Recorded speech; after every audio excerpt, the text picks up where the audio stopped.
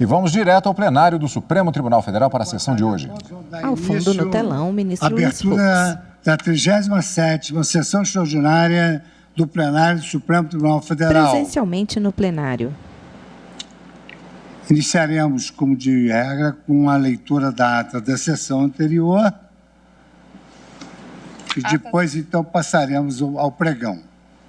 Ata da 35ª sessão ordinária do plenário do Supremo Tribunal Federal, realizada inteiramente por videoconferência em 2 de dezembro de 2020. Do plenário, Carmen Lília Presidência Oliveira do senhor de ministro Souza Luiz está em Fux, pé à direita, presentes ao na lado sessão, do os senhores ministro Luiz ministros Fux. Marco Aurélio, Gilmar Mendes, Ricardo Lewandowski, Carmen Lúcia, Dias Toffoli, Rosa Weber, Roberto Barroso, Edson Fachin, Alexandre de Moraes e Nunes Marques. Vice-procurador-geral da República, Dr. Humberto Jaques de Medeiros. Abriu-se a sessão às 14 horas e 22 minutos, sendo lida e aprovada a ata da sessão anterior. Não havendo nenhuma observação, considero aprovada a ata e chama a julgamento da ação direta de inconstitucionalidade 5826 da relatoria do ministro Edson Fachin. Sua Excelência, no dia de ontem, proferiu seu voto, conhecendo parcialmente as ações 5826, 5829, 6154, que são pensadas, e na parte conhecida, Sua Excelência, o ministro Edson Fachin, julgava procedentes os pedidos formulados nos termos do seu voto. Tendo em vista a adiantada hora, o julgamento foi suspenso. De sorte que cabe agora conceder a palavra ao ministro Nunes Marques para o seu voto. Boa tarde a todos. Senhor presidente, sobre a ação dos termos do voto do eminente relator. Quanto ao mérito, discute-se nos autos sobre a constitucionalidade de dispositivos da chamada reforma trabalhista que inseriram a figura do contrato intermitente. Em defesa da inconstitucionalidade das normas impugnadas, alega-se que a figura do contrato de trabalho intermitente ofende o princípio da dignidade da pessoa humana e direitos fundamentais sociais trabalhistas, bem como afronta a vedação do retrocesso social, uma vez que não seria garantido o pagamento do salário mínimo e o trabalhador estaria submetido a uma jornada laboral indefinida. Em sentido contrário, pela constitucionalidade dos dispositivos trabalhistas, a Advocacia Geral da União sustentou nos autos que a positivação do contrato de trabalho intermitente não constitui um instrumento de precarização das relações de trabalho, mas uma forma de elevar o padrão de proteção social aplicável àqueles que antes executariam seus serviços de maneira informal ou mediante prestações de serviço em caráter eventual. Acrescenta a Advocacia Geral da União que, no contrato de trabalho intermitente, o empregado tem a prerrogativa de comparecer somente às convocações que desejar, pois sua recusa não descaracteriza a subordinação. Com isso, o trabalhador teria autonomia para administrar o período de inatividade de seu contrato de acordo com suas comodidades pessoais.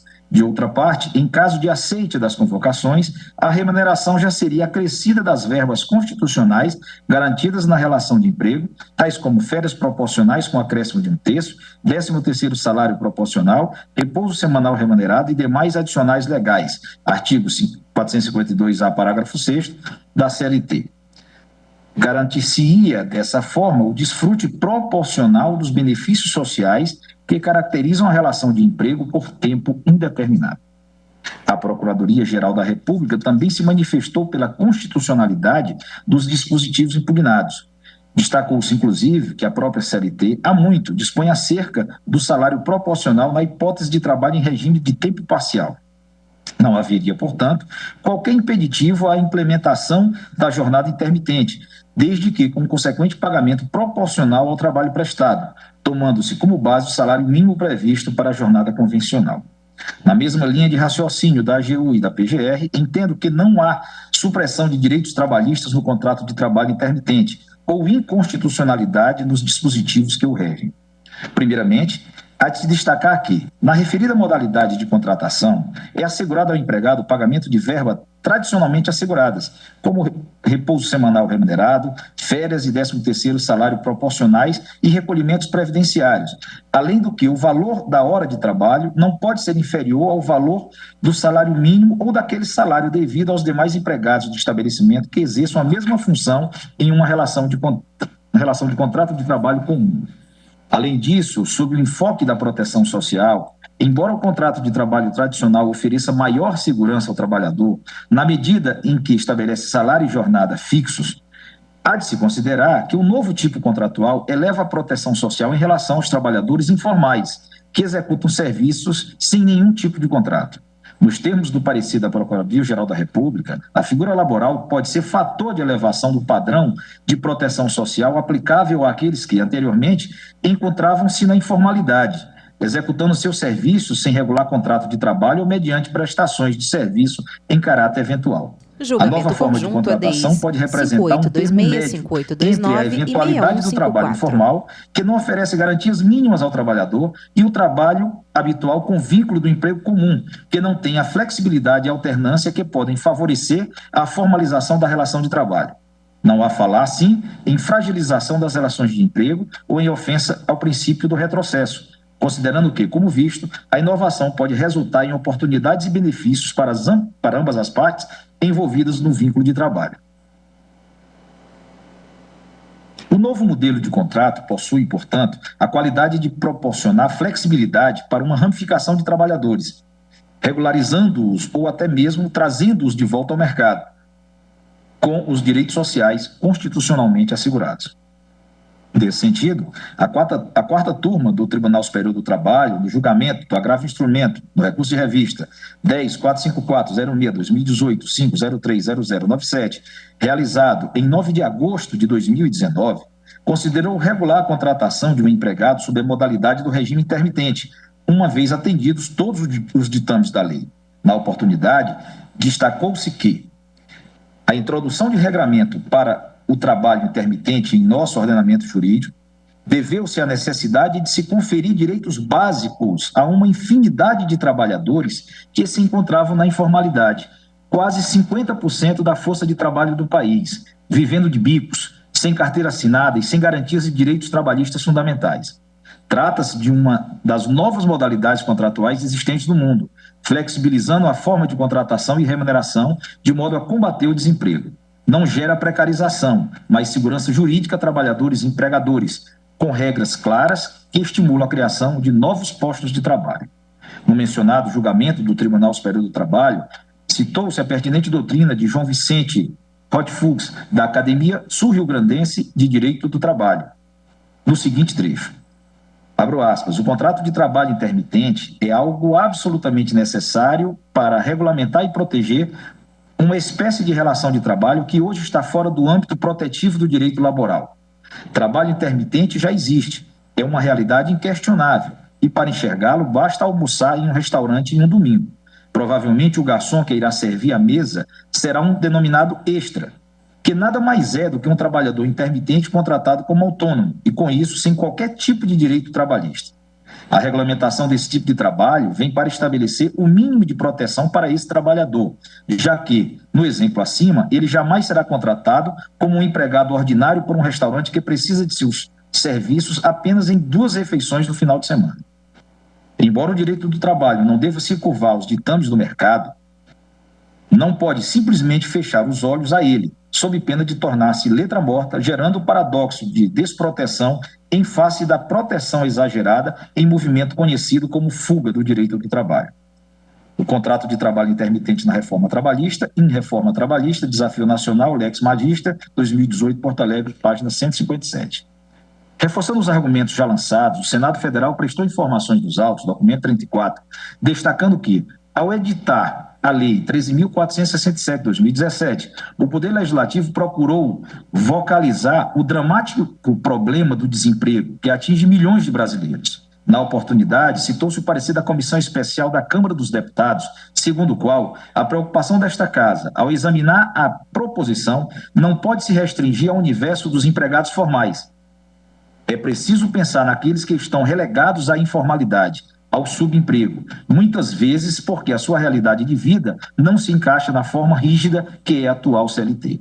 Assim, o contrato de trabalho intermitente, no qual o empregado será remunerado pelo tempo despendido em favor do empregador e no período de inatividade buscar outras atividades remuneradas, serve especialmente à proteção dos trabalhadores que atualmente vivem na informalidade. O entendimento do ministro relator, por sua vez, é pela inconstitucionalidade dos dispositivos legais impugnados. Não obstante, em seu voto, o ministro relator destacou que, a partir de uma leitura estritamente literal das normas invocadas, princípio da isonomia, direito ao salário mínimo, limitação da jornada de trabalho, pagamento de horas extraordinárias, função social da propriedade e princípio do valor social do trabalho, não é possível extrair interpretação que acolha a tese defendida pelos requerentes. Acrescentou ainda que também não é possível extrair desses dispositivos interpretação teleológica que seja frontalmente incompatível com o contrato intermitente. Ao contrário, é possível vislumbrar que essa forma de contrato de emprego atende a interesses tanto de trabalhadores quanto de empregadores. Nesse sentido, o voto proferido não destoaria do meu entendimento. Todavia, consignou o eminente ministro relator que, em concreto, a realização da justiça social fica prejudicada frente ao novo tipo de contrato de trabalho, em especial porque a segurança do trabalhador seria enfraquecida. Destacou-se que a segurança referida não é aquela de manter-se no emprego, mas a de ter uma definição de jornada de trabalho e expectativa de remuneração, além de dotar os sujeitos do mercado de trabalho de habilidades que lhes permitam progredir no seu ofício, ou mesmo que possibilite ações concretas de recolocação no mercado de trabalho, incluindo oportunidades de formação. Segundo o relator, as garantias oferecidas no novo modelo são insuficientes, mormente por quanto suspensas no período em que o trabalhador não preste efetivamente serviços. Citou-se ainda, como exemplo, a hipótese do trabalhador não ter qualquer previsibilidade das horas que efetivamente irá trabalhar no mês ou que, dada a intermitência da atividade, seja-lhe tão exaustiva que o impeça de encontrar novo vínculo, o que inevitavelmente implicaria a percepção de um salário aquém do mínimo, sem que lhe fosse concedida a oportunidade para complementar a renda. De toda a argumentação desenvolvida pelo eminente relator, o ponto nodal é de que a falta de limites na nova modalidade de contratação deve gerar muita insegurança jurídica para o trabalhador. Com a devida vênia, embora não considere que a regulamentação do contrato de trabalho intermitente possa carecer de aperfeiçoamento, de forma a limitar sua aplicação a determinados casos, ou mesmo estabelecer mais garantias ao trabalhador, tenho que a apontada omissão legislativa não implica em afronta direta aos direitos sociais consagrados na Constituição Federal. Conforme já amplamente exposto, o artigo 452-A da Consolidação das Leis do Trabalho assegura formalmente todos os direitos do artigo 7º da Carta Magna, tais quais férias proporcionais com acréscimo de 1/3, 13º salário proporcional, repouso semanal remunerado e demais adicionais legais. Além disso, o trabalho intermitente se apresenta como instrumento jurídico válido a fim de oportunizar novas possibilidades ao trabalhador e possui o escopo de proteção social a uma parcela de trabalhadores informais. A nova modalidade de contratação tem as vantagens de promover jornadas mais flexíveis para empregados que queiram menos tempo de trabalho, bem como a redução de custos para as empresas, em face da redução do seu quadro de empregados fixos a tempo integral. Julgamento de ações em que se discute a constitucionalidade dos contratos intermitentes de trabalho, instituídos na reforma trabalhista. Trabalhadores mais experientes podem negociar salários maiores por seus serviços mais qualificados, bem como ter mais ofertas e oportunidades de trabalho.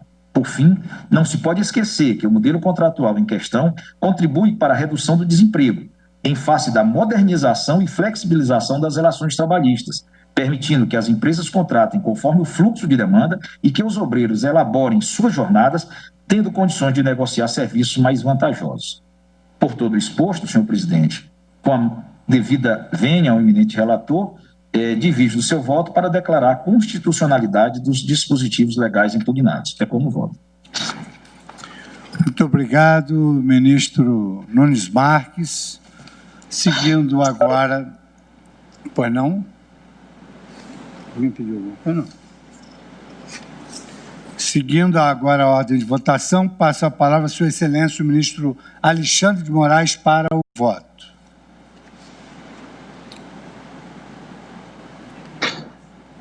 Boa tarde, presidente. Cumprimento todos os colegas, a ministra Carmen Lúcia, a ministra Rosa Weber, ministros. Também cumprimento o doutor Augusto Aras, procurador-geral da República. Presidente, inicio parabenizando todas as sustentações orais que foram realizadas, trazendo inúmeros Ministro Alexandre de Moraes, dados importantes, normas do direito comparado, sempre a possibilitar uma análise, uma reflexão maior por parte do Supremo Tribunal Federal. Cumprimento também o eminente ministro Edson Fachin, relator dessas três ações, e o eminente ministro Nunes Marques, que inaugurou a divergência. Presidente, aqui, inicialmente, já foi feito esse relatório, tanto ontem quanto hoje, então vou tentar ser o mais sintético possível.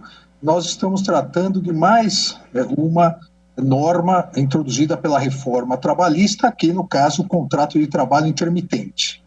A Lei 13.467, de 2017, e especialmente os artigos 443, caput, parágrafo 3º, e o 452A, as novas redações dadas à CLT, a Consolidação das Leis do Trabalho. Há, como já narrado, a alegação, a violação a direitos sociais dos trabalhadores, especialmente os incisos 4, 6, 7, 13 e 16 do artigo 7º da Constituição, principalmente com a alegação de precarização do trabalho e vedação e a impossibilidade aqui de vedação ao retrocesso social. Presidente, eu inicio aqui, não foi destacado, mas eu vou, em relação a uma das ações, colocar o meu posicionamento, mas seguirei no mérito. Mas eu entendo pela ilegitimidade ativa aqui dos sindicatos e federações de segundo grau que ajuizaram uma das ações. O eminente ministro Edson Fachin colocou a discussão, citou em seu voto, argumento até levantado, salvo engano, pelo eminente professor José Levi, advogado-geral da União. Agora, realmente, é um conjunto de ações, as três ações, isso não vai prejudicar o julgamento do mérito, a garantia de segurança jurídica, mas entendo que a jurisprudência, nossos precedentes, afastariam a legitimidade desses sindicatos e federações que são de segundo grau, não são confederações sindicais ou entidades de âmbito nacional. Em relação ao conhecimento parcial, como também já levantado pelo eminente ministro relator, houve superveniência da não aprovação, não deliberação e, consequentemente, não aprovação de medida provisória, houve perda de eficácia pelo decurso de prazo e, consequentemente, a perda da validade da medida provisória 808 de 2017, o que inviabiliza a apreciação de alguns dos pedidos relacionados a outros dispositivos. Aqui também acompanho, nesse sentido, acompanho integralmente o eminente ministro relator. Porém, presidente, já peço todas as vênias ao eminente ministro Edson Fachin, ao eminente ministro relator, mas no mérito eu acompanharei a divergência inaugurada pelo ministro Nunes Marques, por entender que as normas aprovadas, as alterações aprovadas são constitucionais, consequentemente improcedentes às ações diretas. E por quê? E trato rapidamente em três aspectos, porque entendo que são três as questões essenciais, na presente hipótese, três questões que precisam ser analisadas e respondidas de maneira sucessiva para a efetiva análise sobre a constitucionalidade, a meu ver, com a devida vênia, as posições de contrário, das normas impugnadas. A primeira questão, e é sempre recorrente, na verdade, as três questões sempre são recorrentes nas impugnações às alterações trabalhistas, mas a primeira questão é simples. O legislador ordinário, ele pode ou não criar novas formas de contrato de trabalho. Ele pode inovar ou não nas relações de trabalho, nas novas formas contratuais entre trabalhador e empregador. A segunda questão que deve ser resolvida, como disse, são questões sucessivas, sendo possível essa inovação, essa criação, sendo possível ao legislador essa criação, como disse, essas novas formas de contratos de trabalho, elas podem romper, e aqui a questão é essencial, podem romper com as tradicionais e clássicas regras que foram sendo construídas e formatadas, desenvolvidas, principalmente a partir da Revolução Industrial. Ou o legislador sempre deve ficar dentro dessa estrutura, podendo algumas variantes, mas dentro dessa estrutura. Ou poderia ele romper com as tradicionais e clássicas regras. Sabemos que as tradicionais, as clássicas regras que foram evoluindo a partir da Revolução Industrial, elas sempre visaram dar, e essa é a grande finalidade, uma segurança jurídica maior ao empregado, ao trabalhador. Mas seria possível romper com esse modelo tradicionalista de relações de trabalho?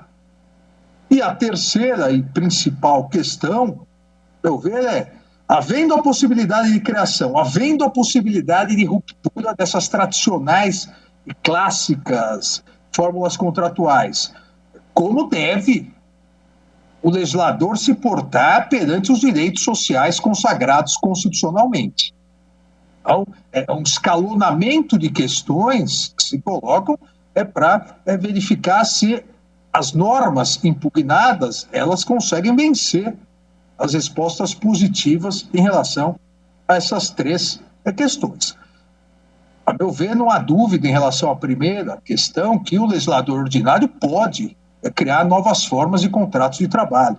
É competência constitucional do Congresso Nacional, seja porque previsto formalmente na Constituição, no artigo 22, inciso 1º, competência privativa da União, direito do trabalho, seja porque a nossa ordem econômica prevista na Constituição autoriza. E autoriza exatamente porque há surgimento, com o tempo, de novas realidades econômicas, sociais, e essas novas realidades econômicas, sociais, elas precisam ser tratadas pelo legislador. Há necessidade de uma adequação de tempos em tempos para que haja um melhor tratamento dessa relação contratual. Diria eu, presidente, que não só é possível ao legislador, como é absolutamente necessário que de tempos em tempos o legislador reanalise, seja pelo surgimento de inúmeras novas formas de prestação de serviço, seja pelo surgimento de inúmeras novas profissões. Nós todos nos recordamos que quando prestamos direito, as escolhas eram entre 10, 12 possibilidades de faculdade. Hoje, são centenas de novos cursos só para falar nos cursos superiores. Ou seja, há uma alteração socioeconômica, uma alteração na realidade, e essa alteração na realidade necessita de legislação. O legislador, em virtude, principalmente, das grandes alterações tecnológicas, e o grande drama, esse é um grande drama do nosso século, é o grande drama do aumento de desemprego, principalmente para as pessoas que têm a mão de obra menos especializada. É necessário olhar a nova realidade e, a partir da nova realidade, regulamentar de forma satisfatória. Há um trabalho importante do sociólogo alemão, Beck, que trata exatamente dessas mudanças verificadas nas modernas sociedades pós-industriais, e, num determinado momento, que ele denomina de despadronização da jornada e do local de trabalho. Julgamento seja, conjunto ADIs 58265829 e 6154. O drama do desemprego, o drama principalmente voltado para a mão de obra não especializada, é a necessidade ou a possibilidade de verificação de novas hipóteses que permitam uma transição, em alguns aspectos, de um sistema tradicional, sócio-industrial, unificado, no trabalho de jornada integral.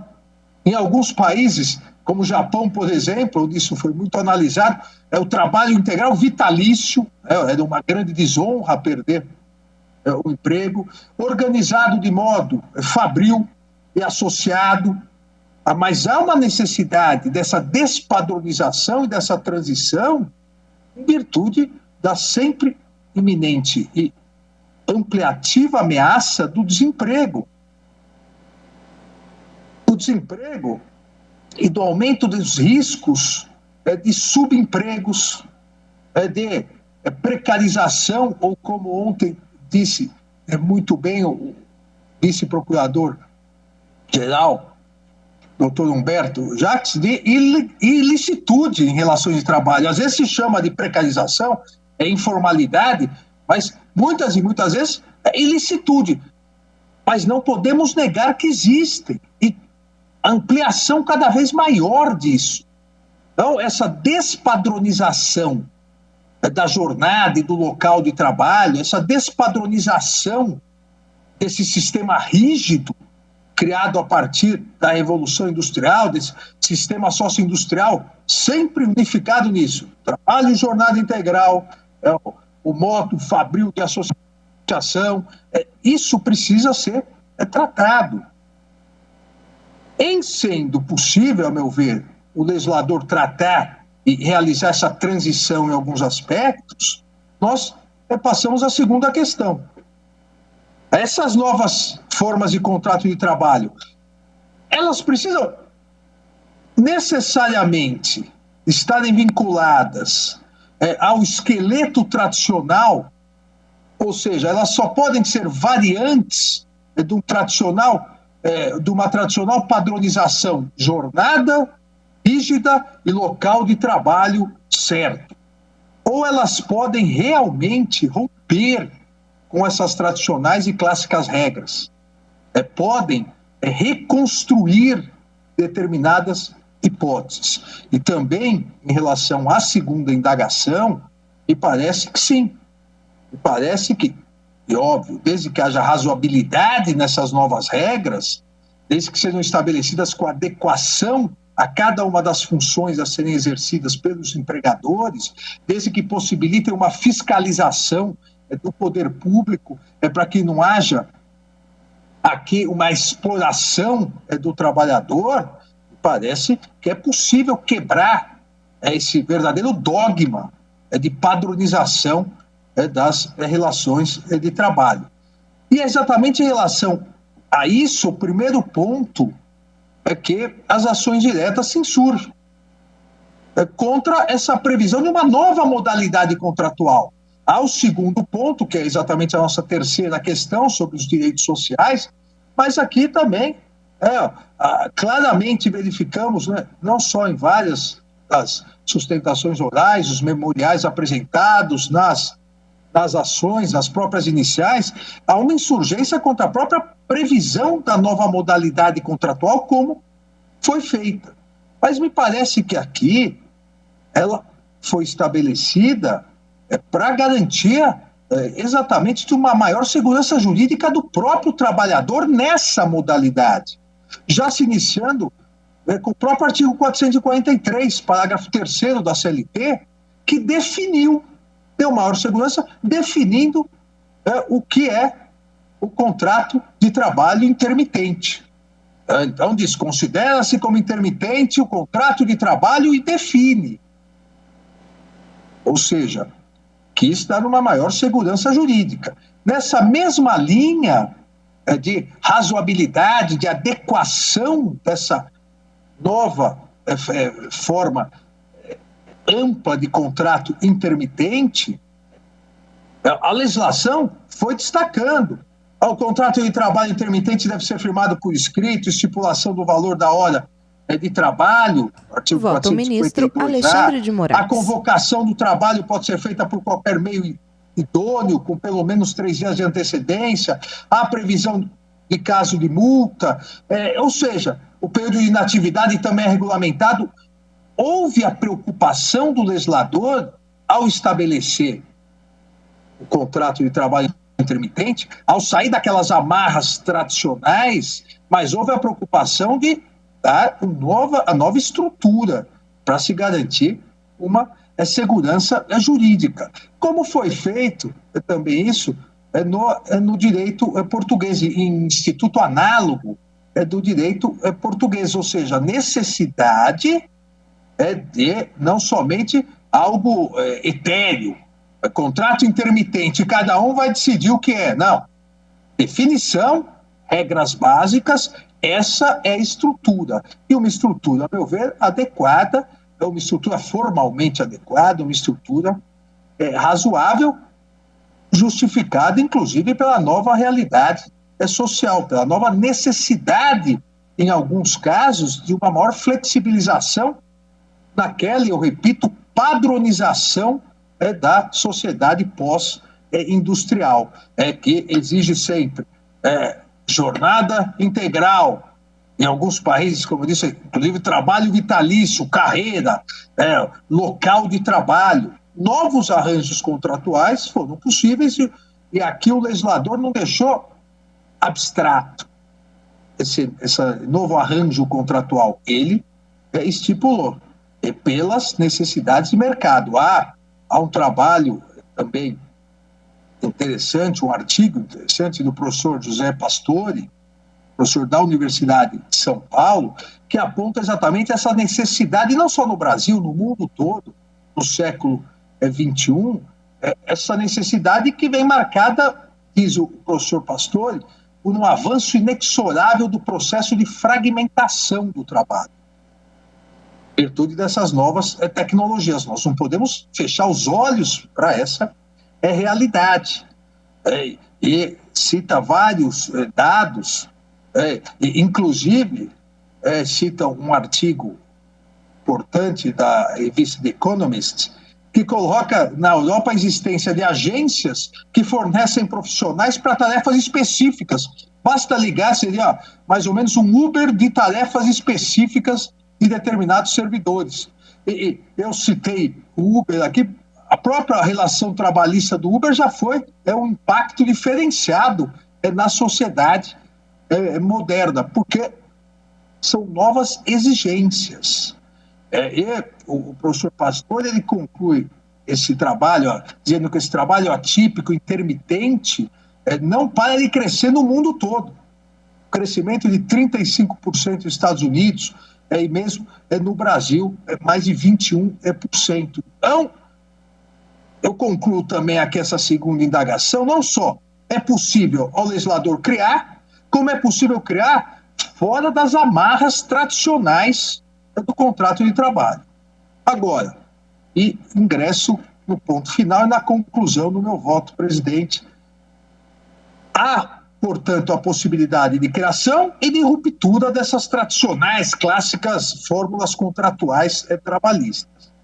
Mas, obviamente, o legislador sempre deve portar-se em observância aos direitos sociais consagrados constitucionalmente. E não me parece que aqui foi diferente. O legislador inovou, o legislador saiu das amarras tradicionais, mas, a meu ver, com devido respeito ao eminente ministro relator e às diversas posições em contrário que foram expostas nas sustentações, o legislador, ao estabelecer essa nova forma contratual pela Lei 13.467, esse novo arranjo estrutural distinto do contrato tradicional, ele respeitou, a meu ver, os direitos sociais consagrados pela Constituição, artigo 6º, artigo 7º, principalmente, e seguintes. E é importante sempre essa análise, como fizemos em diversos julgamentos anteriores, ADI 5794, ADI 5938, sempre com olhar de que inovar não só é possível, como necessário. Romper essa amarra clássica é necessário em virtude das novas tecnologias, mas sempre observando o respeito aos direitos sociais. E aqui, presidente, me parece que a legislação foi sensível e respeitosa aos direitos sociais previstos pela Constituição. Não me parece que possa ser apontado qualquer retrocesso social. São novas fórmulas exigem novas adaptações, mas não houve, a meu ver, e da vênia, vulneração ao núcleo essencial dos direitos e garantias sociais. Parece que houve absoluto respeito. A Lei 13.467, nessa regulamentação do contrato de trabalho intermitente, preservou o necessário. No tocante à garantia ao salário mínimo, foi dito, o professor José Levi bem colocou, a garantia do salário mínimo fazendo-se a regra de 3, a proporcionalidade. A irredutibilidade salarial também dentro dessa regra. Constitucionalidade dos contratos intermitentes de trabalho instituídos na reforma trabalhista. Recebam remuneração variável, 13º salário, a remuneração pelo trabalho extraordinário, direito proporcional férias, aviso prévio, ou seja, houve a conciliação desses direitos e garantias sociais com a necessidade de regulamentação, de uma nova regulamentação dessas formas atípicas de trabalho. Julgamento conjunto ADI 5826, 5829 e 6154. Da questão de restaurantes, garçons, que é clássico realmente. E consta até em convenções coletivas de trabalho, porque há necessidade de uma prestação de serviço específica naqueles dias.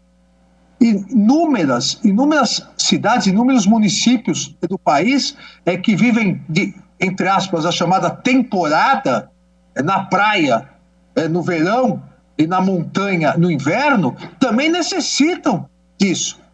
E o que sempre, e várias e muitas vezes é feita de forma informal, agora o contrato intermitente será possível, como eu disse, dar uma garantia jurídica maior ao trabalhador. Então, presidente, em conclusão, me parece que foi preservado o mínimo de proteção, o mínimo necessário, o necessário previsto no artigo 6º, artigo 7º, especialmente da Constituição. Não houve inconstitucionalidade, houve inovação, mas uma inovação com o cuidado de se definir não só o título do que é, o conceito realmente do que é, mas também toda a estrutura para se garantir uma maior segurança jurídica e uma maior possibilidade também de fiscalização. Assim, presidente, novamente pedindo todas as vênias ao eminente ministro relator, ao ministro Edson Fachin, eu pela importância das ações, citei a questão da ilegitimidade das associações, mas entendo que é necessário julgar o mérito e entendo que será superada essa questão preliminar pelo plenário. Conheço parcialmente das ações diretas, assim como Sua Excelência, e na parte conhecida julgo improcedentes os pedidos, declarando a constitucionalidade nos mesmos termos já da divergência inaugurada pelo ministro Nunes Marques. É o voto, presidente. Muito obrigado, ministro Alexandre de Moraes. E agora eu recebo aqui uma mensagem, eu passo a palavra à ministra Rosa Weber. Vossa Excelência pede a palavra, ministra Rosa. Está sem som. Sim, senhor presidente, obrigada pela palavra. Obrigada ao ministro Luiz Roberto Barroso, a quem pedi licença para essa ousadia de falar... A ministra Rosa Weber fala por videoconferência. Ao fundo, paredes de madeira, um quadro à esquerda, estante repleta de livros. Bandeiras do Brasil e do Rio Grande do Sul à direita. Senhor Procurador-Geral da República, doutor Augusto Aras, o senhor Advogado-Geral da União, ministro José Levi, e cumprimento também, não poderia deixar de fazer, as senhoras e os senhores advogados que nos proporcionaram ontem sustentações orais fecundas. E me permito fazê-lo na pessoa da doutora Gabriela Neves Delgado, juslaboralista de SPOL e professora emérita da UNB, que traz o direito do trabalho no sangue, na linha da mais sólida e brilhante tradição acadêmica e familiar mineiras. Minha saudação especialíssima ao eminente relator, ministro Edson Fachin, que mais uma vez nos brindou com um voto profundo em tema de tamanha sensibilidade, atento sobre o influxo da principiologia e dos parâmetros constitucionais, a teleologia informadora do direito do trabalho a partir do fato social diferenciado e singular sobre o qual ele se debruça, responsável por sua autonomia como ramo da ciência jurídica. E eu pedi licença ao ministro Luiz Roberto, senhor presidente, porque vou antecipar pedido de vista regimental. Embora eu traga um longo voto escrito em que eu exponho a minha concepção do direito do trabalho e, à luz dessa concepção, como entendo essa modalidade contratual chamada de contrato de trabalho intermitente, eu ouvi com a maior atenção as ponderações trazidas ontem, repito, nas brilhantes sustentações orais, num sentido, que, sem dúvida, provoca algumas reflexões. O eminente ministro José Levi lembrou Leão XIII, lembrou a encíclica Rerum Novarum, de 1891, a qual eu acresceria a recente encíclica Fratelli Tutti, do Papa Francisco, onde ele propõe uma forma de vida com sabor a evangelho, e num diálogo diacrônico com a tradição cristã, repropõe a função social da propriedade, ressaltando o dever de uma sociedade aberta, fraterna e solidária. Julgamento de ações em que se discute a constitucionalidade dos contratos intermitentes de trabalho instituídos na reforma trabalhista. Este ano, ontem, foram lembrados, a partir daqueles dados fornecidos nas RAIS, as Relações Anuais de Informações Sociais do Ministério da Economia, e sob a rubrica Contratos Intermitentes na Gaveta, julgamento conjunto ADIs 58265829 e 6154. Da minha parte. Eu confesso a vossas excelências que nós temos tido nessas semanas temas tão relevantes e de tamanha profundidade que às vezes não dá tempo para enfocar todos os aspectos como gostaríamos. E foi o que aconteceu nessa semana. Mas, de qualquer maneira, as sustentações orais com esses dados, que foram pensados, elas merecem, como eu disse, que eu sobre eles reflita. Por isso, senhor presidente, prometendo a observância do prazo regimental para a devolução do pedido de vista, eu adianto o meu pedido dessa lei. Então, Sua Excelência, a ministra Rosa Weber, antecipa o pedido de vista. Pergunto se aguardaremos, como de praxe, aqui Sua Excelência traga o voto vista. Verifico se todos estão de acordo, então eu declaro que, após o voto do relator... Ministro Luiz Fux, presidente do STF. O ministro Edson Fachin, que conhecia parcialmente das ações diretas nos termos do seu voto, e da divergência aberta pelos ministros Nunes Marques, do que foi acompanhado pelo ministro Alexandre de Moraes, pediu vista antecipada à ministra Rosa Weber e aguardarão os demais. Ministro Marco Aurélio, Vossa Excelência é relator das ações diretas até a penúltima, todas relativas ao mesmo tema judicando. E elas, então, estão aqui anunciadas como para julgamento em conjunto. ADI 5881, ADI 5932, ADI 5886, ADI 5890, ADI 5925 e ADI 5931. Todas elas versam sobre direito tributário, averbação pré-executória de certidão de dívida ativa no registro de bens e direitos, indisponibilidade de bens do devedor, alegada violação à reserva de lei complementar. Pergunto a Vossa Excelência se podemos apregoar em conjunto, porque temos uma série de partes requerentes, pretendendo a sustentação oral e alguns amite cúria. Posso apregoar em conjunto, senhor ministro Marco Aurélio?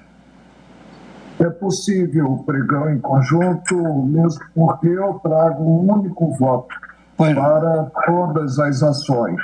E ressalto mais uma vez, presidente, que precisamos avançar quanto à disciplina da subida à tribuna dos denominados amigos da Corte. E considerando, acima de tudo, disposto no artigo 138, parágrafo 2º do Código de Processo Civil, que revela Ministro que o Marco Aurélio relator fixará, e aí eu já estou procurando fixar, quando libero o processo, fixará o poder do terceiro.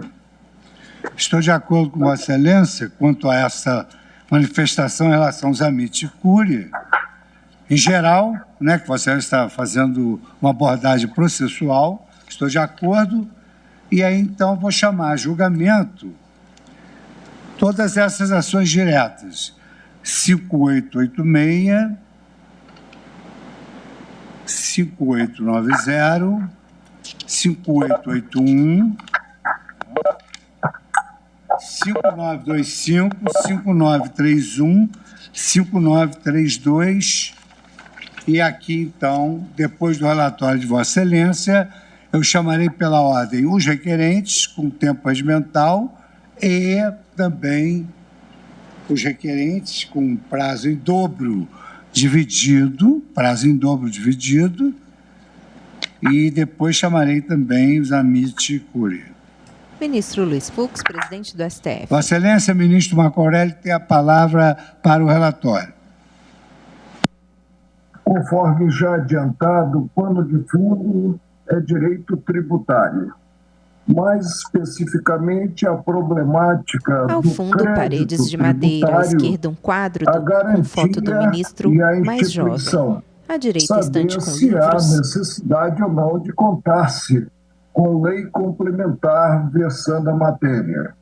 Segue-se uma outra argumentação que está ligada à verbação pré-executória e o afastamento nessa verbação do judiciário, ou seja, do crivo jurisdicional. E temos ainda a questão da verbação com uma consequência jurídica de monta, ou seja, a indisponibilidade de bens. Conforme anunciado, nós teremos diversos advogados na tribuna e a matéria será bem exposta pelos senhores profissionais da advocacia. Tenho como feito o relatório. Muito obrigado, ministro Marco Aurélio. Como eu dividi o tempo entre os requerentes, então o primeiro requerente que falará pelo Partido Socialista é o doutor Felipe Santos Correia, pelo tempo, na DI 5881, pelo tempo regimental de 7 minutos e meio, que é o tempo dividido no litisconsórcio, formado aqui no processo. Então, doutor Felipe Santos Correia tem a palavra. Boa tarde, excelências, excelentíssimo senhor presidente, ministro Luiz Fux, excelentíssimo senhor relator, ministro Marco Aurélio, excelentíssimas senhoras ministras, excelentíssimos senhores ministros. Venho aqui à tribuna trazer a defesa do Partido Socialista Brasileiro na ação direta de inconstitucionalidade número 5881. Esta ação impugna o artigo 25 da Lei 13.606 de 2018, na parte que inseriu os artigos 20b e 20e na Lei 10.522 de 2002. Em resumo, excelências, o que a norma impugnada traz é a possibilidade de que, em caso de inadimplência, a Fazenda Pública venha a averbar diretamente nos órgãos de registro de bens e direitos a certidão de dívida ativa do contribuinte inadimplente, tornando indisponíveis os bens ali registrados. Em outras palavras, essa inovação legislativa atribui à Fazenda Pública Federal que, de forma unilateral e sem qualquer intervenção no Poder Judiciário, exerça poder indiscriminado de tornar manu militare indisponíveis os bens dos contribuintes inadimplentes. Sustentação oral feita pelo advogado Felipe Santos Correia. Que a Fazenda Pública, para que pudesse obter disponibilidade de bens de devedores, deveria necessariamente fazer prova ao juízo, ao magistrado, das hipóteses previstas em lei para fraude e execução fiscal, como a dilapidação do patrimônio, ou eventualmente a incapacidade de solvência do devedor. Agora, com a implementação desse novo instrumento, inaugura-se uma espécie de execução administrativa absolutamente inconstitucional, na qual o próprio credor, a Fazenda Pública, pode comodamente bloquear os bens do devedor. Ao nosso entender, a norma impugnada configura um completo desvirtuamento do sistema de cobrança da dívida ativa da União e ofende diretamente os princípios do devido processo legal, da reserva de jurisdição, da ampla defesa e do contraditório. A norma, excelências, do ponto de vista material, atinge de forma gravíssima os pequenos e médios empreendedores, que são aqueles que naturalmente sentirão de forma mais brusca os percalços de buscar o judiciário, fazer acionar o judiciário contra as investidas abusivas da Fazenda Pública nessa execução inconstitucional e disponibilidade de bens inconstitucional. A norma também, excelências, penaliza os devedores de boa-fé, que são aqueles que não se valem de subterfúgios econômicos e financeiros para poder ocultar seus bens da Fazenda Pública. Já me encaminhando para o mérito, excelências, como bem adiantou o excelentíssimo ministro relator, o ministro Marco Aurélio, há de pronto aqui um vício formal na edição dessa lei. Trata-se aqui de lei ordinária, que trata da ampliação das garantias do crédito tributário federal. Contudo, a Constituição Federal exige, no seu artigo 146, inciso 3º, a linha B, que seja editada lei complementar para o estabelecimento de normas sobre crédito tributário. Essa Corte já reconheceu por diversas oportunidades a inconstitucionalidade formal de dispositivos que violam a reserva de lei complementar quando se trata de normas de natureza de matéria tributária. Nesse sentido, cito aqui a DI 124, a súmula vinculante número 8, todas elas analisadas e aprovadas por esse plenário. Já no que toca, excelências, à inconstitucionalidade material da norma impugnada, inicio aqui trazendo a literalidade do que dispõe o artigo 5º, inciso 54 da Constituição Federal, que dispõe: ninguém será privado da liberdade ou de seus bens sem o devido processo legal. O dispositivo é tão literal que parece ter sido escrito para essa situação aqui em análise. O texto constitucional estabelece, portanto, que é inafastável o crivo do Poder Judiciário para que seja implementado qualquer tipo de privação à liberdade ou, como aqui no caso, ao direito fundamental de propriedade. É importante destacar, excelências, que nem mesmo comissões parlamentares de inquérito ou até mesmo o Ministério Público tem o poder, tem o direito de realizar esse tipo de constrição unilateral no patrimônio, mesmo em situações de investigação de organizações criminosas, atos de corrupção, direito esse que está sendo agora garantido, esse direito quase que discricionário, unilateral, de o credor, a fazenda pública, tornar indisponíveis os bens do devedor. O sistema implementado pela norma impugnada não se vale de qualquer razoabilidade, se trata evidentemente de sanção política.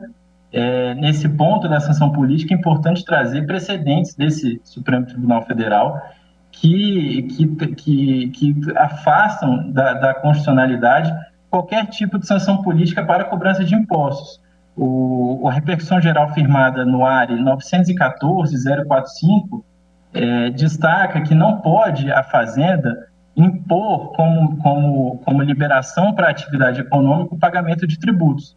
Nesse sentido aqui, com maior razão, não pode a Fazenda tornar indisponíveis a propriedade do contribuinte devedor para que possam receber os seus tributos. Até porque o Estado já possui uma série de instrumentos de natureza cautelar que possibilitam a função arrecadatória sem qualquer problema, e dessa vez sobre o crivo da constitucionalidade e da legalidade. Por outro lado, excelências, também há clara violação aos princípios do contraditório e da ampla defesa. A constrição do direito à propriedade sem qualquer intervenção de um órgão imparcial não se mostra nem um pouco alinhada aos objetivos da Constituição Federal. O ministro Gilmar Mendes, em obra acadêmica, traz de forma bastante clara que o conteúdo dos princípios do contraditório e da ampla defesa engloba o direito de o administrado ter suas razões efetivamente contempladas no processo decisório, o que naturalmente pressupõe análise com imparcialidade das razões das partes ali envolvidas. Por fim, excelência, já me encaminhando aqui para a conclusão, é importante ressaltar que um dos argumentos utilizados pela União para defender a constitucionalidade e talvez a efetividade da norma impugnada é de que ela reduziria o litígio, no caso. Ao nosso entender, o litígio será apenas aumentado, porque a parte que vai ter os seus bens constritos pelo próprio credor, sem que possa se valer de um efetivo contraditório de ampla defesa, procurará com ainda mais razão o judiciário. Então, o argumento de redução de litígio não nos parece suficiente para manter essa norma em vigor. Portanto, excelências, o Partido Socialista Brasileiro, autor dessa ação, requer seja declarado inconstitucional o artigo 25 da Lei 3.606 de 2018, na parte que inseriu os artigos 25B e 25E na Lei 10.522 de 2002. Agradeço a atenção, boa tarde a todos.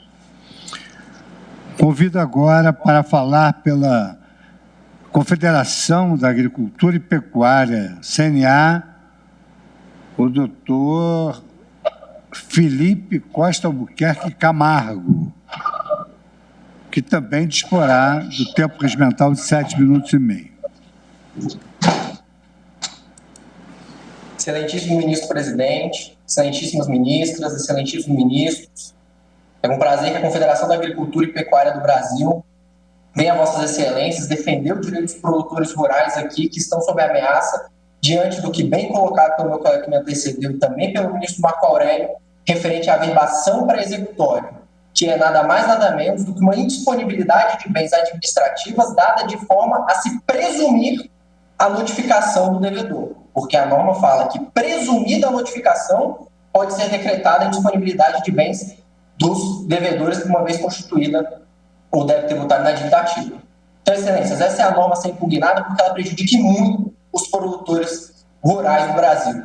E esse ponto pode ser verificado, primeiro, pela inconstitucionalidade formal aqui já colocada, que diz respeito à necessidade de lei complementar para que possa ser instituído qualquer tipo de disposição sobre garantia do crédito tributário. E isso tanto foi respeitado que o artigo 185A do Código Tributário Nacional é uma lei complementar, e ele trata da indisponibilidade judicial. Portanto, excelências, tratando de indisponibilidade judicial de bens ou administrativa, por dizer respeito ao crédito tributário, deve ser, sim, tratada pela espécie lei complementar. Portanto, como esse ponto já foi muito bem trazido, eu gostaria de selecionar ainda uma questão que macula no trâmite do projeto de lei a sua própria constitucionalidade substancial, pois temos no caso que o projeto de lei foi debatido em 48 horas nas casas legislativas. Ele foi aprovado no dia 12 de dezembro de 2017 e no dia 14 de dezembro de 2017 já estava para sanção presidencial, sem o devido debate, sem o debate substancial deste artigo 25, que incluiu essa previsão inconstitucional da averbação pré-executória. Então, excelências, é devido que se garanta no parlamento o devido debate, para se não prejudicar o direito do cidadão. Julgamento conjunto ADIs 5881, 5886, 5890, 5955, 5931 e 5932. Primeiro ponto que fica muito claro, excelências, é a violação à reserva de jurisdição. É impossível que atos expropriatórios sejam efetivados sem a devida manifestação do Poder Judiciário. E isso, Vossas Excelências, tem bastante claro em diversos precedentes dessa Corte, como substanciados na súmula 70, na súmula 323 e na súmula 547. Então, Excelências, o caso da sanção política, que o Estado visa restringir a atividade do particular por meio de uma atuação sua arrecadatória, é claramente constitucional por violação da desproporcionalidade e porque não tem um agente imparcial para analisar o pleito da fazenda de expropriação dos bens. E nesse ponto, é importante destacar, muito importante, o artigo 185A do CPN, que é a indisponibilidade de bens judicial, portanto, com a intervenção do Poder Judiciário, ele foi interpretado pelo STJ porque ele surgiu algumas contradições em si. E, interpretando ele, o próprio STJ estabeleceu requisitos. Ou seja, no caso tratado aqui nesta DI, nós temos a análise de uma averbação pré-executória administrativa, no qual o constituidor do débito é também seu executor, o que já seria sua inconstitucionalidade patente, e quando você tem a inserção do Poder Judiciário para exercer o ato expropriatório... Sustentação oral feita pelo advogado Felipe Costa Albuquerque Camargo. Com a necessidade de citação regular, ou seja, pressupõe o processo judicial contraditório à defesa. Outro ponto trazido pelo Superior Tribunal de Justiça: é necessário que se esvazie todos os meios de expropriação antes da disponibilidade judicial. Portanto, Excelência, fica claro que quando se trata, inclusive, da disponibilidade judicial, há alguns requisitos a serem seguidos, os quais não são pela averbação administrativa que pressupõe a notificação. Portanto, esse é um ponto muito importante a ser analisado com a Excelência, porque a atividade do produtor rural, Excelências, é uma atividade muito específica. O produtor rural, se tem o seu imóvel indisponível, ele não consegue produzir. O produtor rural utiliza seu imóvel para financiamento, para garantia da sua atividade econômica, para garantia do seu oferimento de renda. Sem essa situação, ele não consegue, eventualmente, arcar com nenhuma dívida que possa vir a ser constituída e devidamente cobrada numa execução fiscal. Você deixar indisponível o bem de um produtor rural é praticamente tolher a sua atividade econômica, o que não é possível de ser admitido, uma vez que, se ele não consegue exercer sua atividade, ele está sujeito à desapropriação pelo artigo 84 da Constituição, sendo que um dos princípios da ordem econômica brasileira, no artigo 170, inciso 2º, é a propriedade privada, no caso do produtor, aquela que ele utiliza para gerar renda e manter a sua atividade econômica. Portanto, né, são pontos a serem bem observados e que denotam a inconstitucionalidade dos dispositivos internos. E eu queria aqui trazer um distinguishing entre o caso presente e a ADI 5135 do protesto da CDA. Na ADI 5135 se tratava de uma mera inscrição para externalizar, publicizar que haveria possivelmente um débito que aquele imóvel poderia responder. Isso é uma mera informação. No caso, a gente está diante de uma indisponibilidade, da impossibilidade de usufruir do bem, principalmente o produtor rural, da maneira a garantir sua atividade econômica. Portanto, é completamente distinto o caso. Uma coisa é a informação, outra coisa completamente diferente, Excelências, é você tornar indisponível um bem. E no caso do produtor rural, mais uma vez destaco, extremamente complicado, porque retira-se desse importante agente econômico, importante trabalhador, seu meio de subsistência. Sem financiamento não há agricultura. Por fim, porque está nos autos, é importante trazer, gostaria de destacar um argumento trazido pela Fazenda Nacional de que a regulamentação infralegal do dispositivo se deu de maneira razoável. Excelências, não se interpreta a Constituição e a lei com base em norma infralegal, se interpreta a Constituição para analisar a correspondência dos demais atos à Carta Maior. Essa é a estrutura do ordenamento jurídico. Então, não é possível se afirmar que um ato infralegal editado unilateralmente dê razoabilidade a uma norma. Se a norma possui uma vertente inconstitucional, ela deve ser assim declarada. Portanto, a CNA, representando os produtores rurais, pugna pela inconstitucionalidade da averbação por executória administrativa, uma vez que macula tanto contraditória pela defesa, o devido processo legal, a separação de poderes e, inclusive, a necessidade de lei complementar para dispor sobre o crédito tributário. Muito obrigado pela atenção, Excelências. Pipe, Costa Albuquerque Camargo, e passo a palavra agora, que também falará pelo requerente, pelo tempo regimental de 7 minutos e meio, pelo Conselho Federal da Ordem dos Advogados do Brasil, doutor Matheus Reis de Montenegro.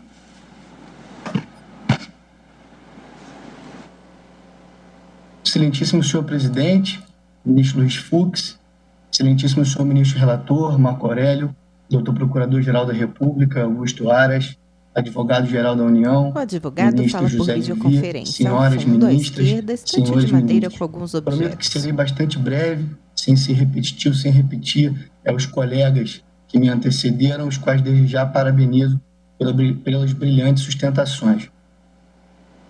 Iniciei essa sustentação, excelências, representando aqui o Conselho Federal da OAB, com duas premissas que são muito relevantes ao presente caso. A primeira delas é que, no caso de indisponibilidade de bens, o Poder Judiciário deve ter sempre o monopólio da primeira palavra.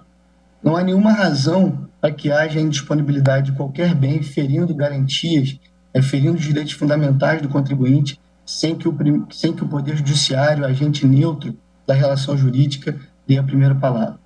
E o segundo ponto é que o fisco não deve, em hipótese alguma, temer o Poder Judiciário.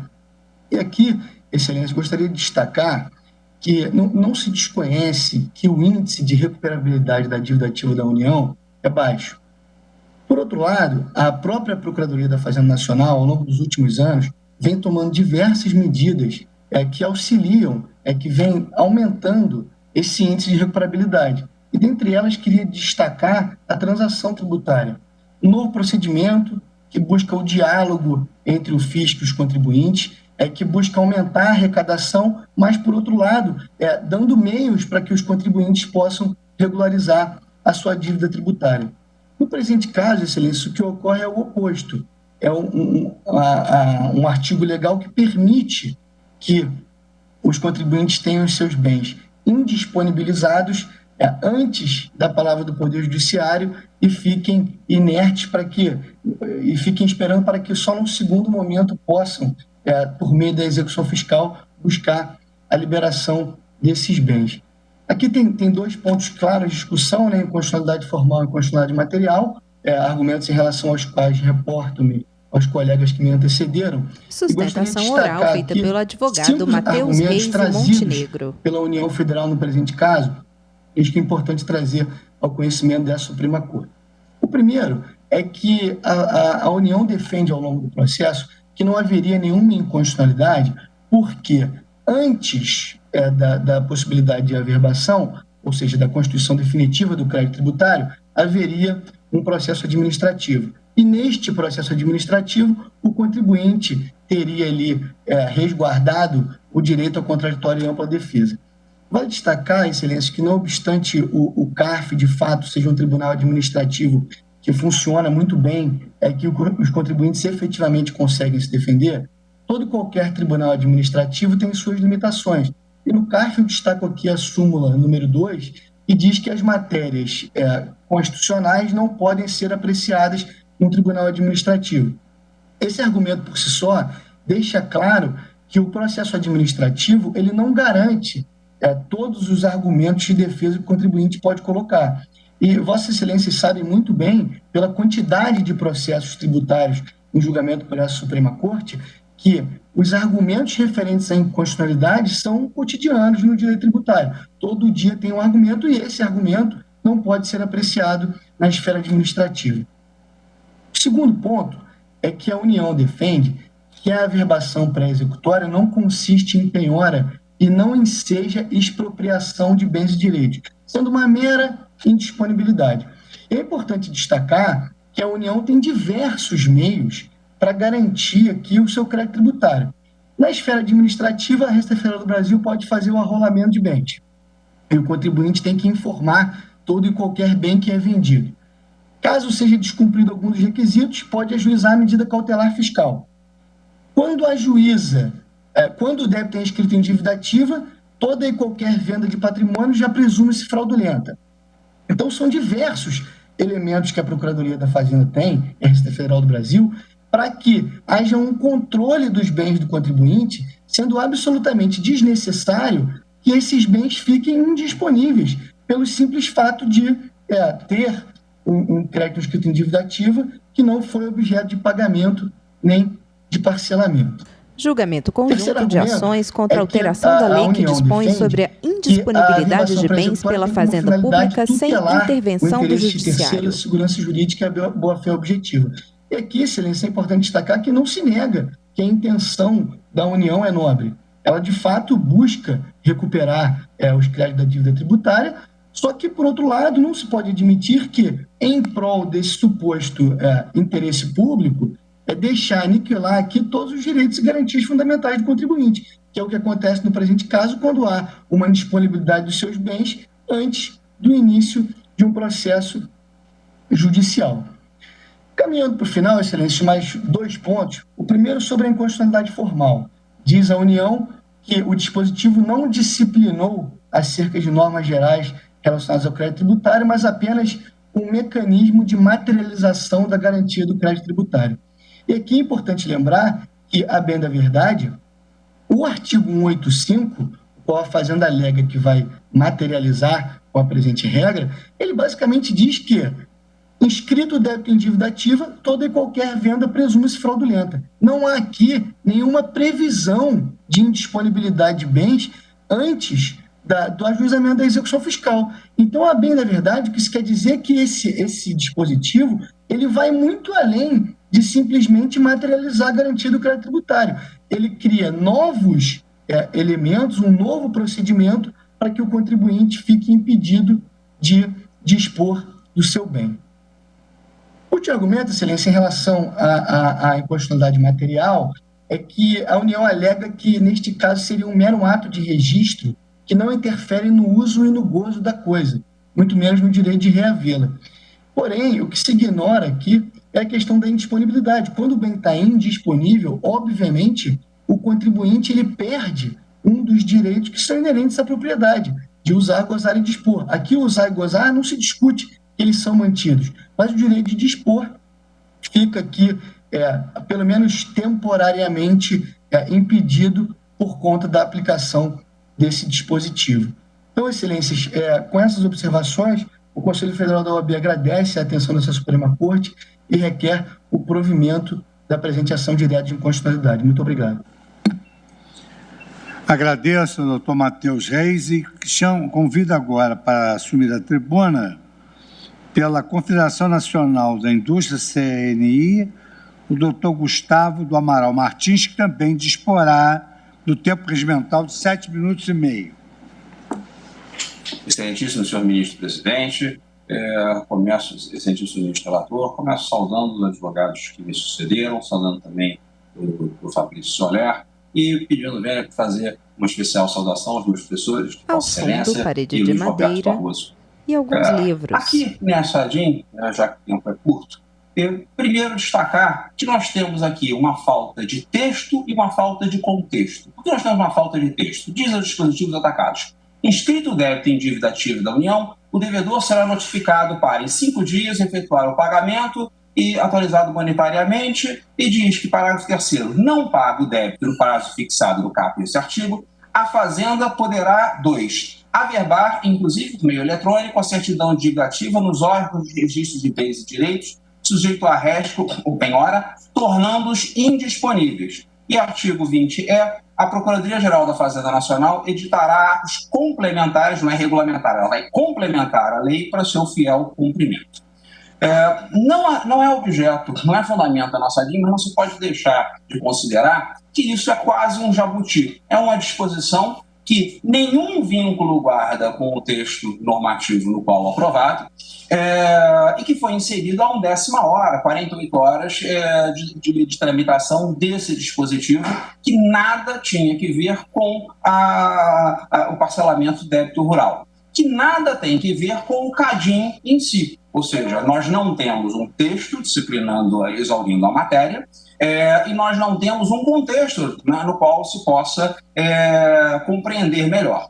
E o que isso nos traz? Trata-se de uma nova garantia do crédito tributário federal? Se é uma nova garantia, como nós vamos compatibilizar com as garantias do artigo 185 e 185A do Código Tributário Nacional, que são leis complementares, inclusive o 154 foi aprovado como lei complementar, inclusive formalmente, que dizem o quê? Que dizem que inscrito em dívida ativa, a alienação é inoponível ao fisco. Inoponível é inoponível, não é indisponível. Eu posso transacionar com um bem que está após a execução fiscal, só que essa venda não é oponível ao fisco, mas ela é perfeitamente válida. Se eu transacionar com um bem que é indisponível, eu não posso dispor dele. Então essa minha operação já não é válida. É um novo atributo da inscrição em dívida ativa e no processo de cobrança. Então nós estamos criando algo, um apêndice da lei de execuções fiscais apenas para a União. A dúvida que ficaria é se a União pode criar um sistema de execução fiscal apenas para os seus créditos e deixar ao relento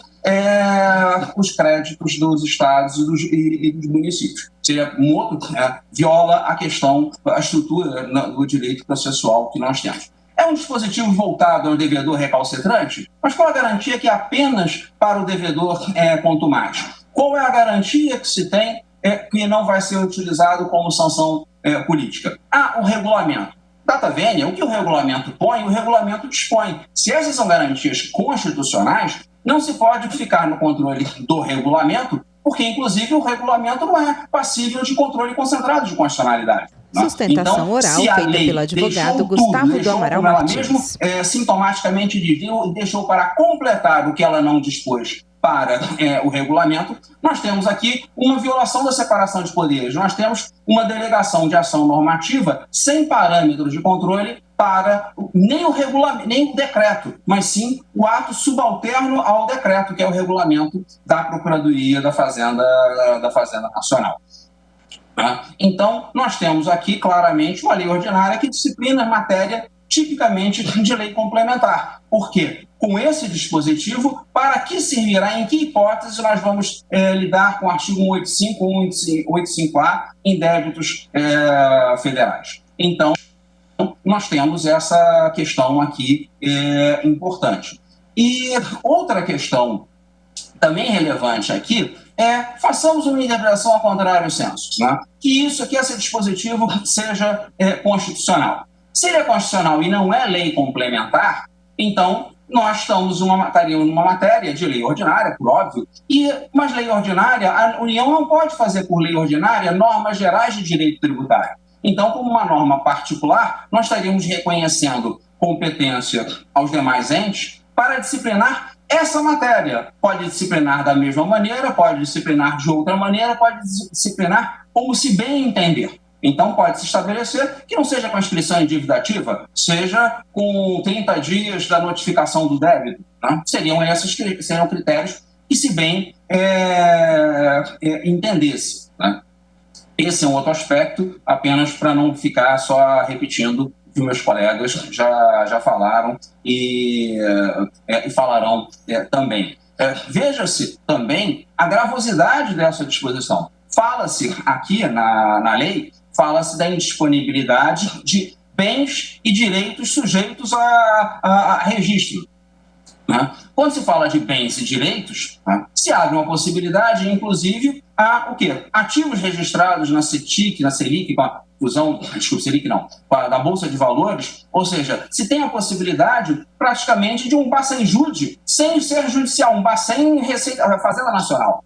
Julgamento conjunto de ações contra a alteração da lei que dispõe sobre a indisponibilidade de bens pela Fazenda Pública sem intervenção do Judiciário. Nem temporal, nem quantitativo. Tá? Pode essa indisponibilidade, se ela está limitada ao total do débito, a lei não garante. Tá?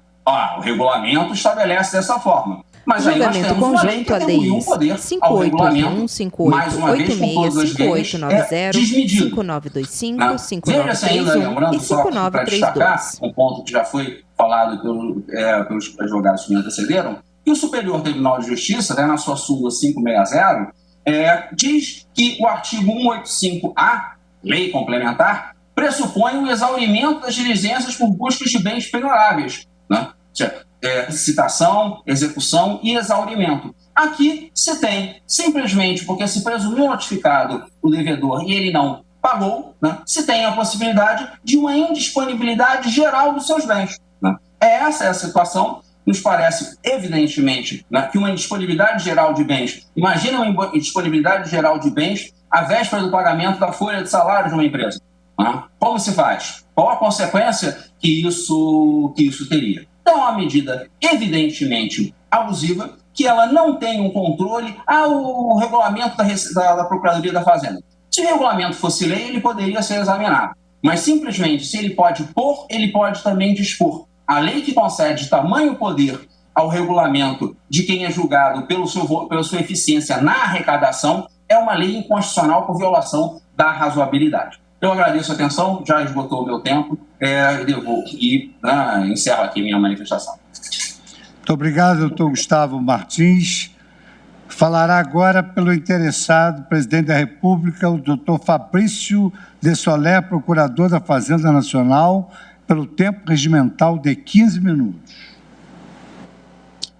Excelentíssimo senhor presidente, ministro Luiz Fux, excelentíssimos senhores ministros, senhoras ministras, senhor ministro relator, ministro Marco Aurélio, senhor procurador-geral da República, nosso ministro, o advogado-geral da União, José Levi, aos meus colegas advogados que me antecederam, eu cumprimento a todos. Basicamente, a insurgência, senhores ministros, é contra a averbação pré-executória, mas também outras medidas, no bojo, que foram adotadas pela mesma lei.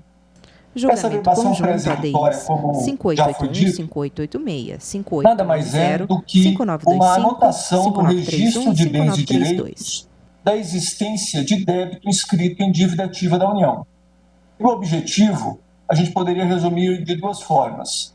Visa evitar a fraude à execução e dar publicidade a terceiros de boa-fé. Eu já exploro esses aspectos com vossas excelências. Mas, antes de mais nada, eu entendo extremamente relevante, senhor presidente, senhores ministros, dar o contexto no qual essa norma foi editada.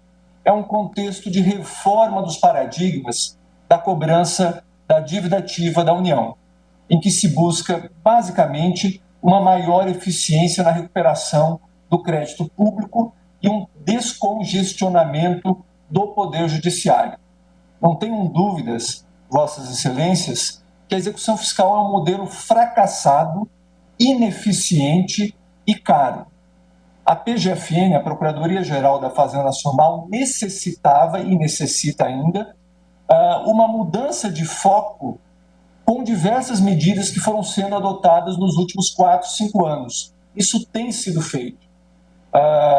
Essas normas que estão sendo atacadas nessas ADIs, elas se inserem, portanto, numa nova perspectiva, na mudança de modelo de cobrança do crédito público e que implicou, entre outras medidas, no arquivamento de mais de 1,5 milhão de execuções fiscais a pedido da PGFN. Isso, para que vossas excelências tenham dimensão, significa mais do que ingressa no Poder Judiciário Federal durante um ano. Se teve a medida do ranqueamento da carteira de crédito escrito em dívida ativa da União, o que nos permitiu fazer o ajuizamento seletivo de execuções fiscais, ou seja, só se ajuiza a execução fiscal quando se há bem ou movimentação financeira ou econômica do devedor. Isso também reduziu o ajuizamento de execução fiscal a 1/3 do que ocorria em 2015 e 2016. Eu repito, reduziu o ajuizamento a 1/3 do que fazíamos há poucos anos atrás. Diga-se de passagem, senhor presidente e senhores ministros, essa iniciativa foi finalista do Prêmio Inovare na categoria Advocacia deste ano, juntamente com o nosso sistema aqui da AGU Sapiens. Portanto, são iniciativas, tanto o Sapiens quanto o novo modelo de cobrança da dívida ativa da União, exitosas. Isso é reconhecido pela própria sociedade, pelo próprio mundo jurídico. Isso foi feito, senhores ministros, senhoras ministras, com um resultado expressivo. Nós saímos de uma recuperação em 2016 de aproximadamente 14 bilhões de reais para atingir já no ano seguinte 26 bilhões de reais recuperados. É um aumento de aproximadamente 12 bilhões de reais, o que naquele ano significou, para que se tenha uma dimensão, o lucro do Banco do Brasil. Em 18 e 19, ficamos no patamar de 24 bilhões de reais com essas novas medidas. E é isso, senhores ministros, essa perspectiva ela não pode ser perdida. Nós não podemos, enquanto sociedade, retroceder nesses números, nessa realidade. E um outro aspecto, outros números que eu gostaria de trazer a vossas excelências, diz respeito à questão da própria segurança jurídica, já que, como eu disse, busca-se evitar a fraude à execução, busca-se dar segurança jurídica ao meio negocial, a terceiros. Entre 2010 e 2017, imóveis no valor de 160 bilhões de reais, B de bola, bilhões de reais, foram alienados por devedores inscritos em dívida ativa da União. 160 bilhões só em imóveis. Isso, segundo a legislação citada pelos meus colegas, configura-se fraude à execução. É algo ilegal. É algo ilegal. Foram 570 mil embargos de terceiros movidos em face de penhoras, muitas das quais por terceiros de boa-fé. Resultado desses números: perda de eficiência, aumento de demandas no Poder Judiciário, em suma, insegurança jurídica. A verbação pré-executória, ela vem para combater esses resultados danosos. Agora, senhores ministros, senhoras ministras, dito isso, a questão da inconstitucionalidade formal, suposta inconstitucionalidade formal, e depois a material. Bom, quanto à inconstitucionalidade formal, se diz que somente por lei complementar se poderia trazer ao ordenamento jurídico uma norma como essa. Ocorre, senhores ministros, que a norma atacada é um procedimento instrumental do quanto já previsto na legislação complementar, o artigo 185 do CTN. Alienação de bens no 185 do CTN é fraude após a inscrição em dívida ativa. Definitivamente não há necessidade de uma nova lei complementar para reafirmar o quanto já posto no artigo 185, que diz textualmente: presume-se fraudulenta alienação ou oneração de bens ou rendas ou seu começo por sujeito passivo em débito para com a Fazenda Pública por crédito tributário regularmente inscrito em dívida ativa. A norma da averbação pré-executória não é norma geral. A norma geral é o artigo 185 do CTN. A averbação pré-executória, a norma que a veicula, é uma norma específica que concretiza a norma geral prevista no CTN. Com todas as letras, o CTN diz que essa alienação, nesses casos, após a inscrição em dívida ativa, é fraudulenta, é ilegal. Está dada a norma geral. A averbação pré-executória, eu repito e insisto nesse ponto, apenas instrumentaliza a norma geral, é norma específica. Quanto à suposta inconstitucionalidade material, fala-se em restrição ao direito de propriedade, ofensa ao princípio da reserva de jurisdição, dentre outros aspectos. Primeiro ponto: a averbação não expropria bens de quem quer que seja. Eu repito, a averbação não expropria bens de quem quer que seja. Segundo aspecto, a indisponibilidade de bens, ela se dá de forma temporária e restrita. A portaria da PGFN aqui já citada, a portaria 33 de 2018, deixa claro no seu artigo 30 que essa indisponibilidade é temporária, se não vejam vossas excelências. Parágrafo único do artigo 30.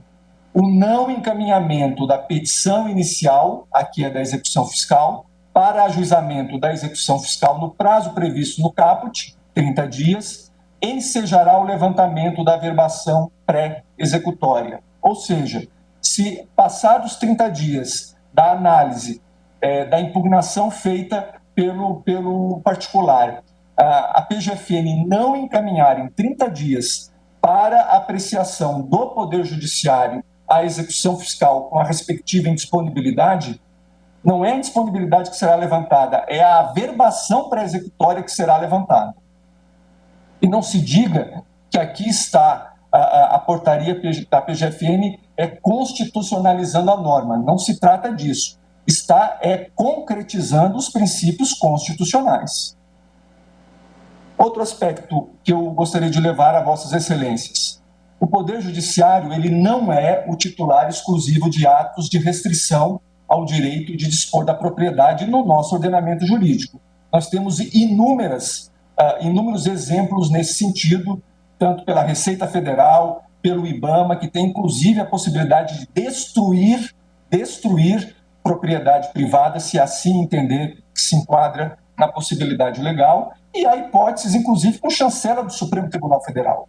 Vale lembrar aqui o julgamento da ADI 2998, em que o Supremo se debruça sobre o Código de Trânsito Brasileiro, em que se conclui que é possível a autoridade administrativa não expedir o certificado de registro e licenciamento de veículo em face de haver débito de IPVA ou multas de trânsito.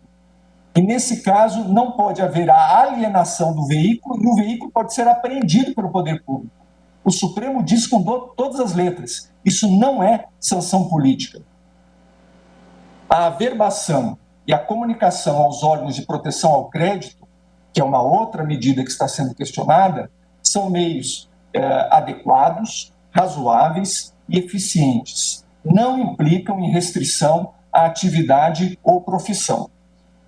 Outros meios de indução de cobrança também já foram chancelados pelo Supremo Tribunal Federal. Basta lembrar a vossas excelências o julgamento da ADI 1454, do CADIM, e a já citada também a ADI 5135, do protesto extrajudicial da certidão de dívida ativa da União, e muito semelhante à comunicação aos órgãos de proteção ao crédito, também impugnada nas presentes ADIs. Na ADI 5135, a do protesto, o STF afastou de forma veemente as alegações de violação ao devido processo legal, ao princípio da proporcionalidade e ao da livre iniciativa.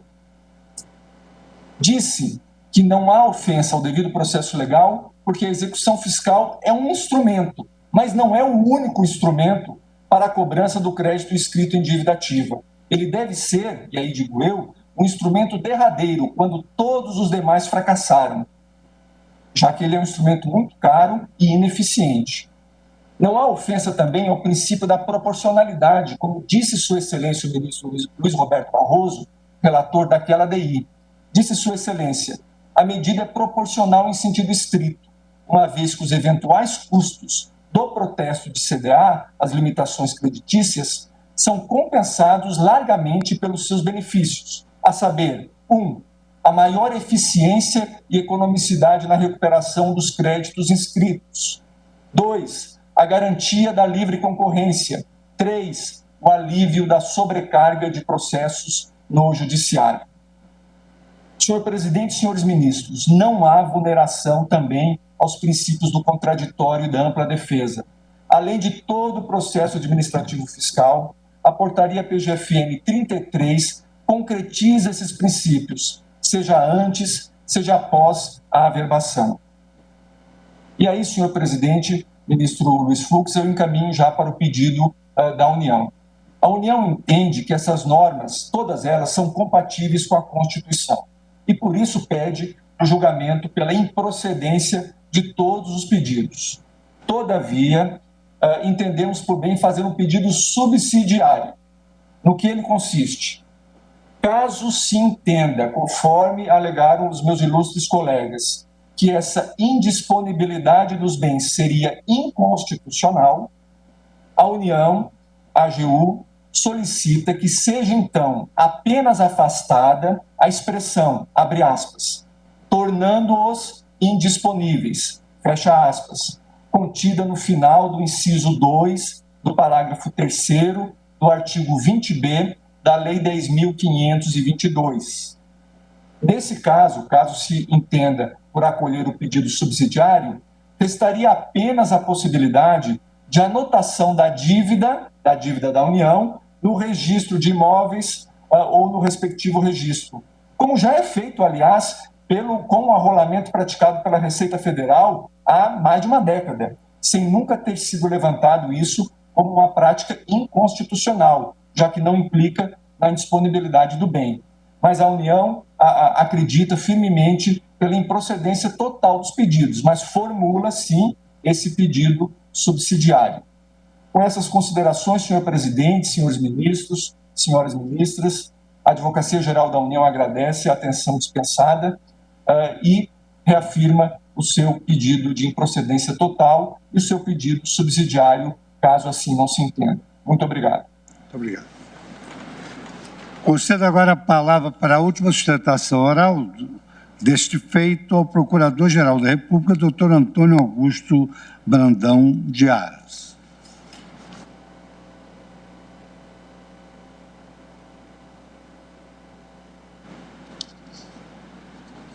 O ministro Luiz Fux aguarda, olhando para a tela do computador em frente.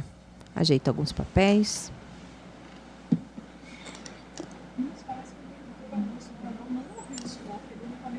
Acho que...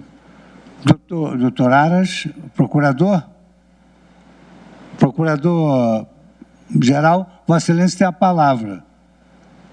Vossa Excelência tem a palavra. Obrigado, presidente.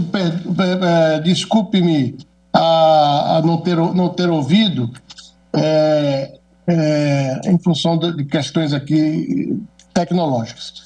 Eu cumprimento Vossa Excelência, senhor ministro-presidente Procurador-Geral da República, Augusto Aras. As eminentes à esquerda, bandeira do Brasil. Rosa Weber, Carmen Lúcia, os eminentes ministros, o eminente ministro relator Marco Aurélio, o ministro José Levi, os senhores advogados que se manifestaram. E eu trago a Vossas Excelências uma sustentação, eu diria, relativamente curta, tendo em vista que a matéria analisada envolve a validade de dispositivos legais que estabelecem a disponibilidade de bens do contribuinte, devedor, por meio de averbação da certidão de dívida ativa nos órgãos de registro de bens e direitos sujeitos a arresto ou penhora. Destaco de início que a busca pela satisfação do crédito tributário como fim colimado pela administração fazendária não admite todos os meios. Não pode ocorrer, portanto, em prejuízo dos direitos e garantias fundamentais do cidadão. O fisco não pode afastar a garantia do devido processo legal. Em um Estado constitucional, como indica a doutrina do professor Peter Haberle, a dignidade do homem é adotada como premissa cultural antropológica e como consequência natural os direitos e garantias fundamentais do cidadão hão de ser efetivados e protegidos, colocando-se-lhes a salvo de arbitrariedade do poder público. O Brasil, como todos sabem, é um Estado constitucional e a nossa lei maior consagra a limitação do poder, proclama um catálogo de direitos e garantias, assegura o acesso à jurisdição como cláusula pétrea, impõe limites ao poder de tributar e, para o que mais importa na sessão de hoje, condiciona a satisfação de crédito tributário a parâmetros jurídicos inafastáveis. No caso em julgamento, o legislador estabeleceu a possibilidade da Fazenda Nacional tornar indisponíveis bens do contribuinte, devedor por meio de averbação da dívida ativa nos órgãos de registro de bens e direitos sujeitos a arresto ou penhora. Registre-se, mediante ato cartorário de averbação da CDA, os bens do devedor tornam-se indisponíveis, como se estivessem objeto de medida judicial de constricção. A exemplo, repita-se, de um arresto ou de uma penhora. Esta medida, salvo o melhor juízo, é incompatível com o sistema constitucional brasileiro. E digo mais, repristina, se vencida a tese fazendária, a cláusula do solve et repete, porque primeiro o contribuinte tem que pagar para depois obter a devolução. E eu peço vênia às opiniões divergentes para dizer que a cláusula do devido processo legal, de natureza substancial, ela protege a propriedade, usar, gozar e dispor. É a célebre tríade que vem lá dos romanos. A indisponibilidade como um óbice, a disponibilidade, o óbice atenta contra o direito de propriedade sem observância da cláusula do devido processo legal substancial e também formal.